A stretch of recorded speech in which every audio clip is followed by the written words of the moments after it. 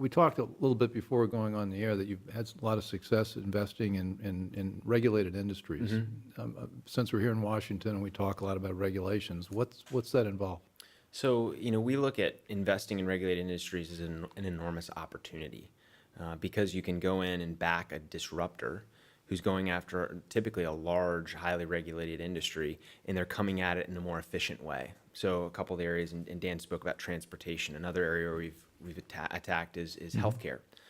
We have a portfolio company that allows patients in the comfort of their living room to test themselves for high blood pressure, for high cholesterol, food allergies, enormously disruptive to a large lab industry that's owned by two large players, multi-billion-dollar industry, and this founder happens to be going after this enormous industry with a very disruptive approach.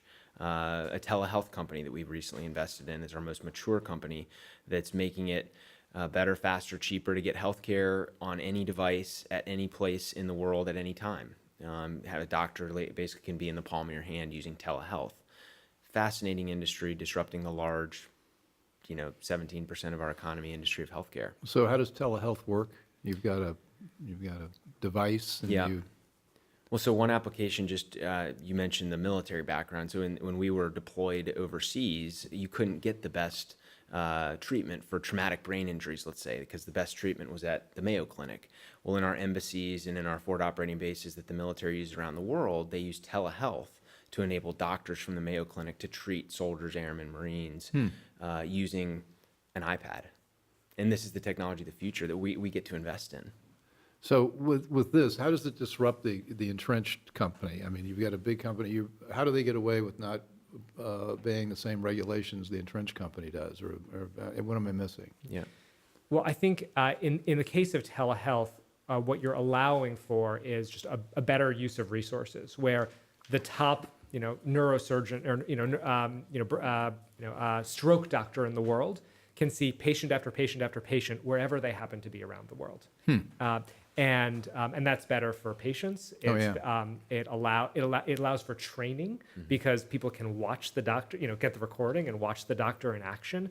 So the innovation that we're privileged enough as venture capitalists to back, we think improves human health.